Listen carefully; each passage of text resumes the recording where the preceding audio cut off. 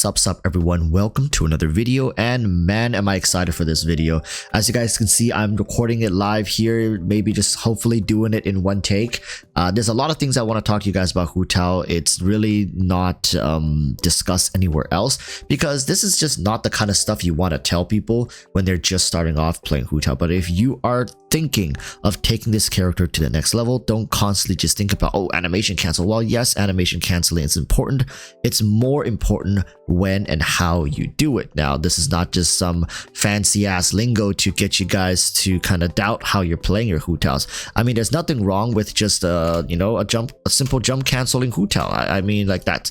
If you're able to consistently pull it off, you're gonna do very well. However, for the most part of Genshin's endgame, when you're playing Hu Tao, there are situations where you need to be a little more attentive as to how you're animation canceling. And I believe the hardest thing for most people to do on Hu Tao is actually learning when to not animation cancel. That's right, I said it, right? Why would you spend so long learning and mastering and just building that core memory into your body to just not do it? Well, the answer is actually more simple than you would imagine. It's to do more damage. Now, at this point, a lot of people who would play Hu Tao probably have some knowledge when it comes to when and why you should be doing this, right? Oftentimes these scenarios appear and most people would categorize them as Hu Tao's weakness, meaning grouped enemies. When you're fighting more than one enemies,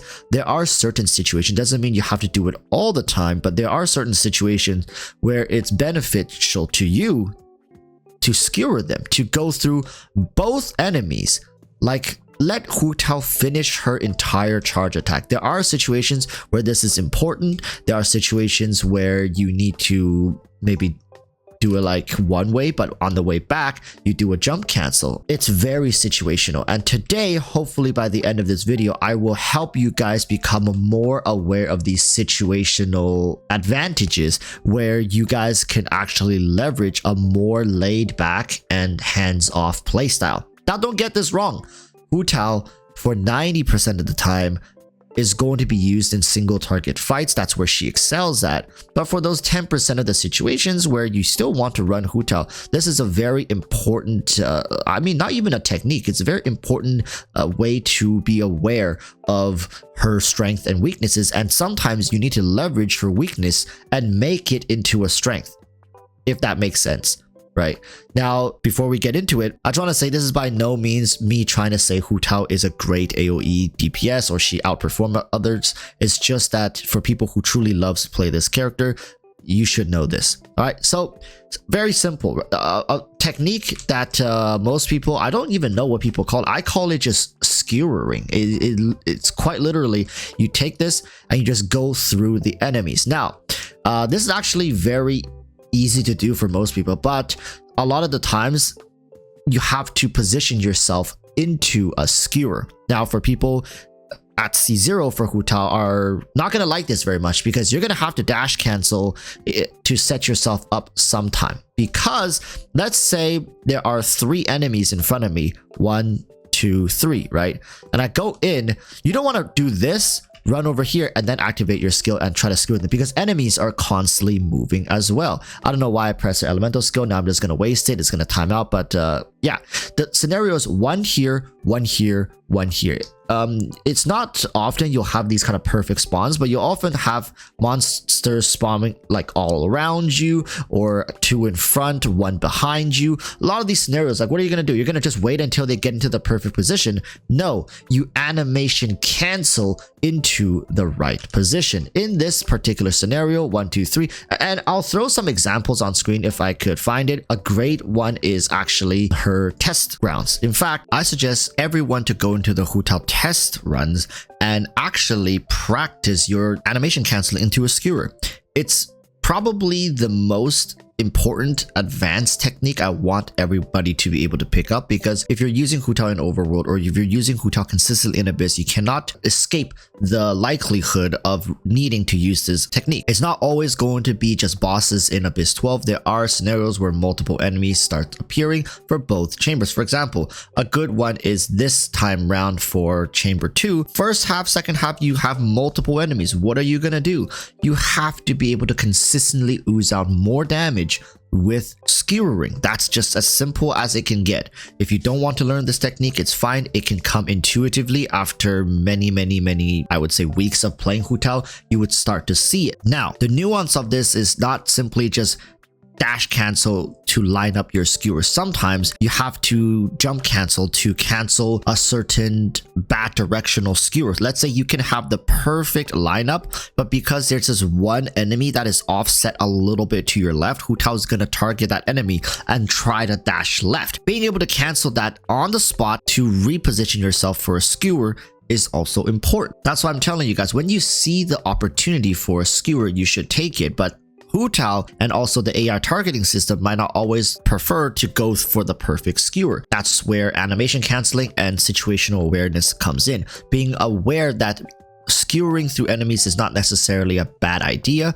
In fact, it actually will shave off throughout the entire Abyss multiple dozens of seconds. And if you are somebody who's never incorporated this, never even looked out for it, you likely can shave off up to a minute of your entirety Abyss 12 run if you are consistently hitting them. Now, granted, skewering is incredibly difficult for C0 Hu Taos to accomplish. Not only do you have to consistently be wary of your stamina meter, now you also have to be sliding in some dash cancels when necessary to get into the prime position for more optimized damage.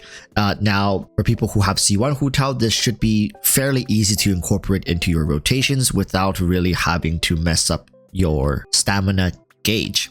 Moving forward, there's another technique that I want people to understand when playing Hu Tao, and that is using her charge attack as a dodge. Now, if you guys have noticed, Hu Tao's charge attack actually is incredibly far. Now, this doesn't mean that you should be constantly using it to dodge enemies or its main purpose. Of course not. But there are scenarios where bosses, especially those big lava trolls, or there are certain monsters nowadays that just love to fly high up into the air or burrow into the ground and come up right beneath you. In these kind of scenarios, your Hu Tao's elemental skills running, your targets are now not available. What are you gonna do? Or let's say you're currently fighting one target and then the second target leaps across the chamber and try to do like a one shot on you or something like that. It's probably in your best interest to let your charge attack finish through your current enemy and get out of the attack zone, leveraging her charge distance. Now, other spear characters have this same animation as well, where they dash forward. However, their animation takes much longer now because of Hu Tao's elemental skill fastening her animation time.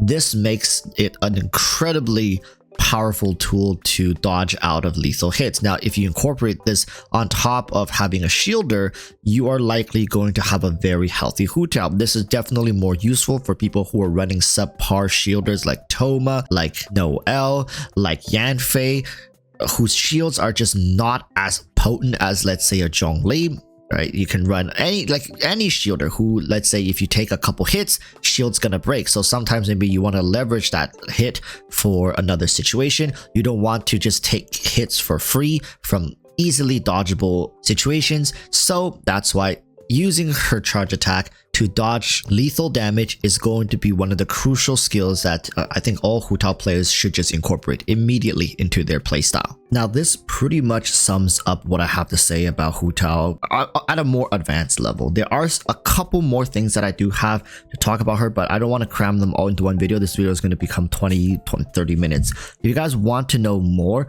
please comment down below. Depending on how this video performs, I likely will make a second video talking more about Hu Tao and just little nuances, things, tips and tricks about her to optimize your playstyle. Now, if we can get to, I don't know, 1,000 likes on this video, I'll work on another one. All right, let me know in the comment section down below. And also, if you have some tips to give other people, feel free to leave them down there as well. Till next time, urge you to stay safe.